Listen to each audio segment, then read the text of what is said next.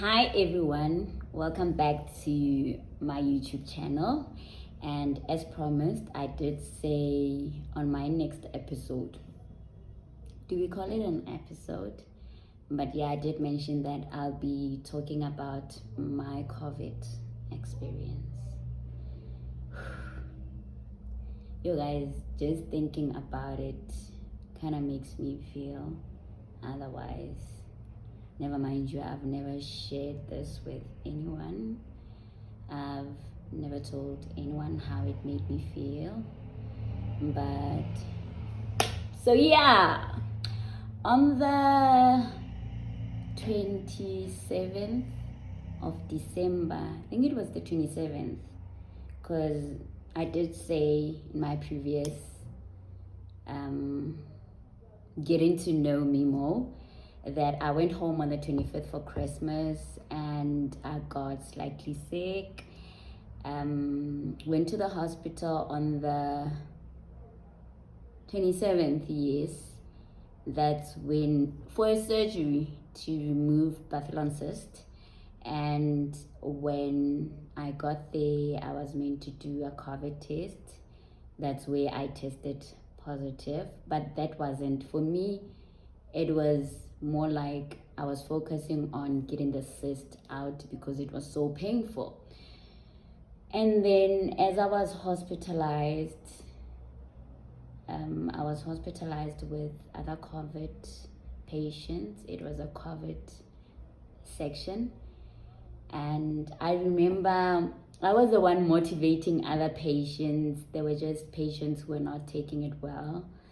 And like they would be on the phone with their families, crying, telling them about having this fear. And after every call, I would just be like few centimeters away. We were all in the same room anyway, so it would be like, I have it, they all have it, and I'll be there like, we're gonna make it, we are going to make it, don't be scared.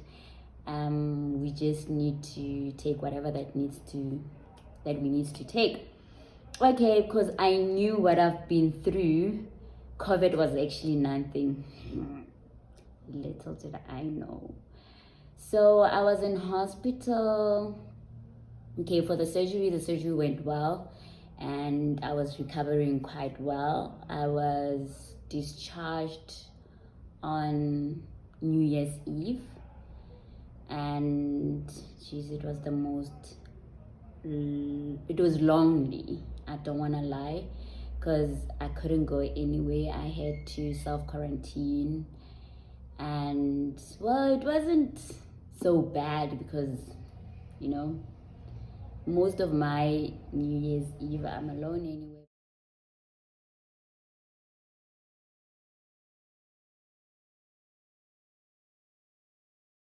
So it was 4 days hospitalized, and then I had to go spend 6 days self-quarantined.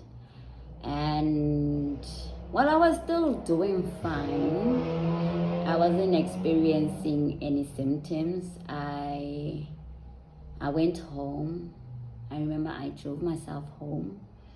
I got home and it wasn't so bad. The fifth day was all good. I was still able to take snaps every now and then. Look all pretty. Sixth day, everything was cool, good. And seventh day, I was starting to feel weak. My chest started to feel funny, and I would sweat in the middle of the night. I remember I literally had to wake up and change sides, because one side would be wet, and then I'd put a towel and then sleep, and then the next thing I'm wet again, move to the other side. But yeah, on the 8th day of COVID, wow, I don't know what happened that day. I woke up and it was so hard to get out of bed. I'm sorry, guys. It was hard to get out of bed. It was hard for me to breathe. My temperature was like 40, and that's when I got scared. Mind you, when I was still in hospital, I remember sending my doctor a WhatsApp message saying I was sorry that I had COVID. I was sorry that, I don't know why I was sorry, because I was always wearing a mask, sanitizing, like taking precautions, and I sent him a text saying I was sorry, and he said it's not your fault. I was scared. I don't know what I was scared of.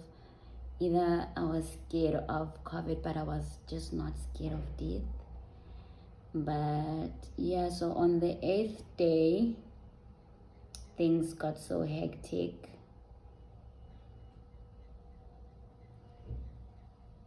All I remember on that day was having my friends call me. It was like a conference call. And I was getting all our friends in the conference call saying, before that, I posted a video on my WhatsApp status, and that was actually me saying goodbye to my friends and family, because it was so hard for me. I've been sick, but not that sick before, to a point where I was actually asking God to take it away, and not just take away the COVID, but take me as well, because I was just in so much pain. It was painful to breathe. It was painful to do anything. I changed on the day. My lips were just so dry. My tongue was too pink. And I just felt like that was the end. So my friends were on a conference call with me, because after I posted that video, I started getting calls and I wasn't talking to anybody. I was just not in the right space. I was lonely. And so there was Pano calling everyone and saying, "Buanli Mimo. Speak to Mimo, because she cannot give up now." And I couldn't even talk to them. I just couldn't communicate. I was just there lying in bed and shaking my head. And it was just, you can't give up now. And it would be, okay, stops that friend and then kicks them out in a way, like in a video call, and then puts another one like, okay, push me more, she cannot do this. And I remember just hanging up. And now at this moment, I called my dad.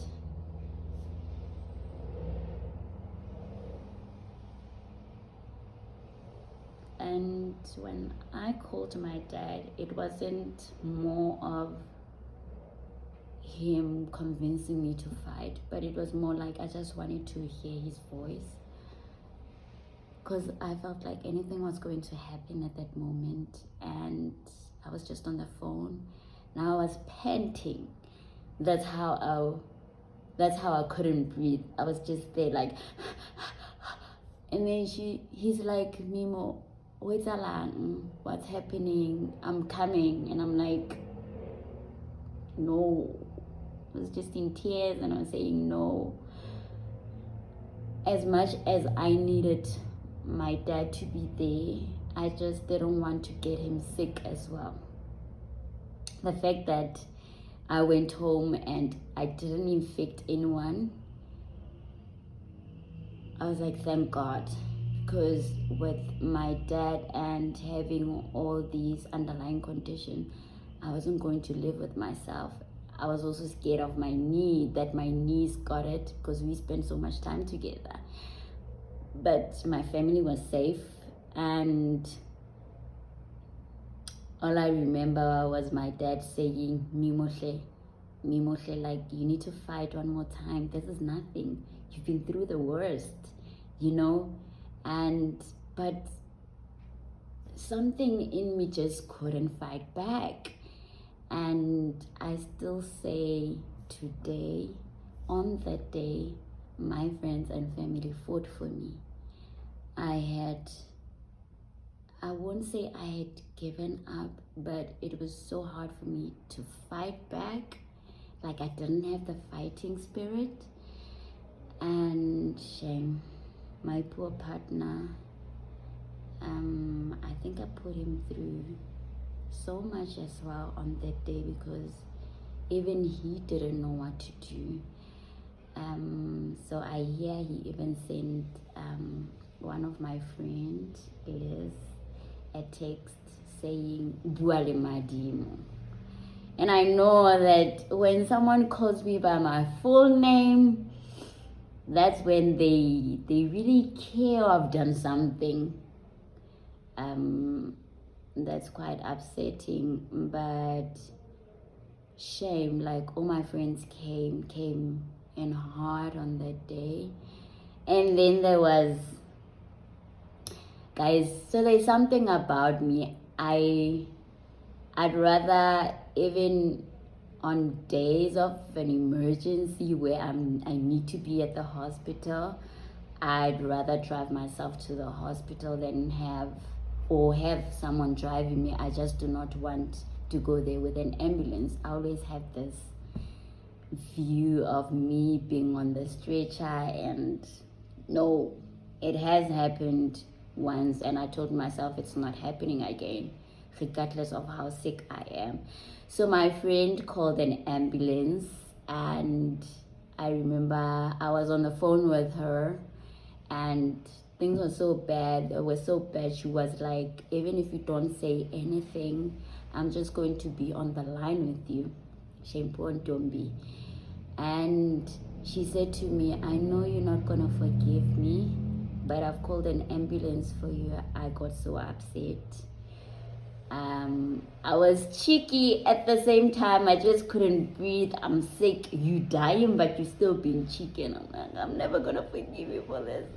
Why would you call an ambulance? And shame, but I understand she was just trying to save my life. Everyone was literally trying to do all they can, even though they were not with me or around me. And while we were still on the line, I heard a knock. And I said to her, there's someone knocking. Let me try to get out of bed. It was so hard, and I got to the door. Now I was still on the line, and the paramedics are there, and I think I just lost it. I got worse, and now I couldn't even talk anymore. I was running out of breath. I was weak. I'm at the door, and they saw that I was done. All I remember was them asking me, did you call? They said, did you call an ambulance? And I said, no. Now, never mind, I was still on the phone. Days and Dombi saying, yes, I did. I'm like, so, and then they asked me, are you positive? And I just nodded my head and I was out.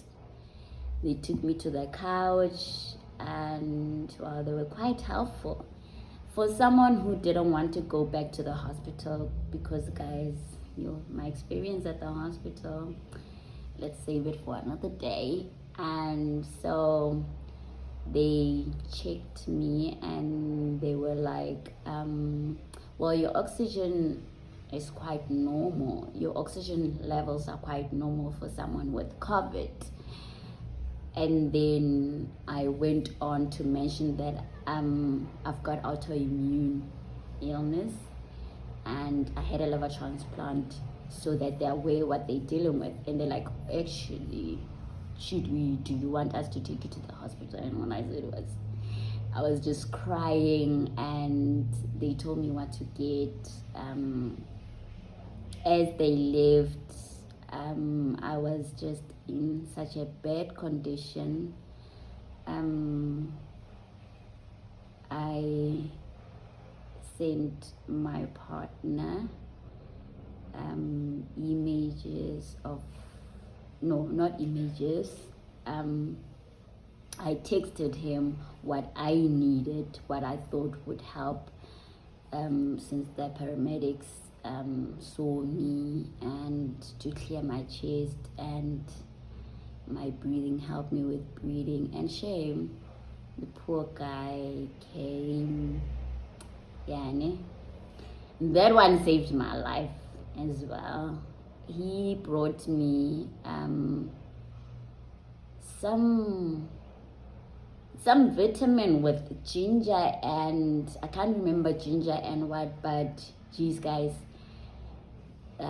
shame, he brought them and placed it on my doorstep, knocked, and he had to go away. Couldn't see him, and I opened the door, got the meds, and it was just, geez, this was the highlight of everything. He just stood by the stairs, and I was so tearful. I looked him straight in the eyes, and he said,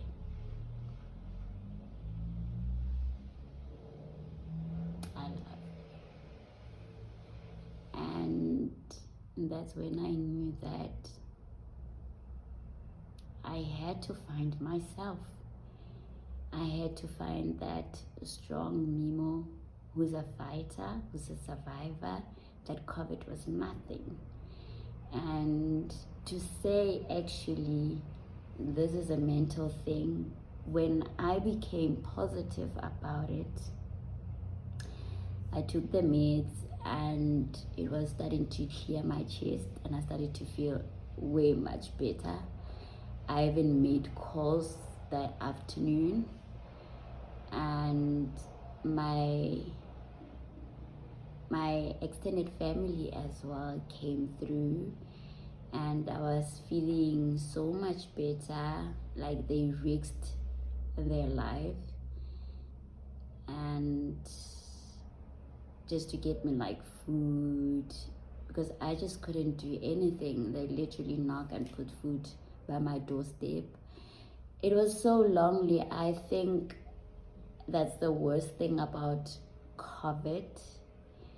You are alone, and this thing is just messing you up emotionally, physically, and you're doing all you can, but you're helpless. So I can just imagine when I lose anyone through COVID, it kind of brings back everything, and how on that day I just couldn't fight for myself.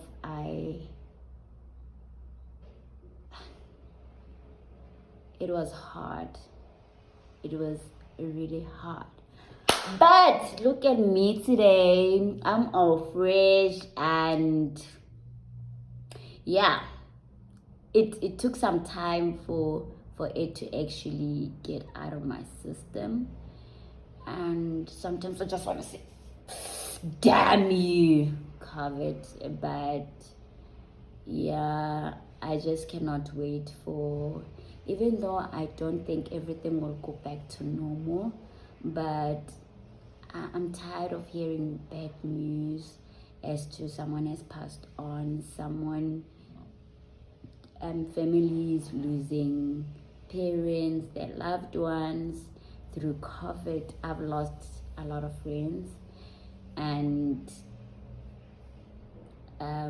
people I know, so it's triggering, but yeah, we will get through it, and one day we will all look back and say, sure, we survived that.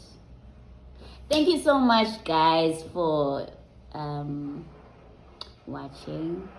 And I'm sorry for making everyone emotional. It wasn't my intentions. But hopefully I will also feel better after like taking it all out. Because actually nobody knew how I felt, how it made me feel. I still break down every now and then, and one of my friends has reminded me that it's okay not to be okay. It's okay to cry. Even a strong person breaks down once in a while, but when you're so used to caring people, when they are down, it is so hard for you to be down, because now you've got literally nothing to keep them going, because you can't keep yourself going. But I'm back now and still remaining positive. So next episode will be me explaining my ink. So if you haven't subscribed, please subscribe, like, and comment. I shall see you on the next one. Bye. Thank you so much.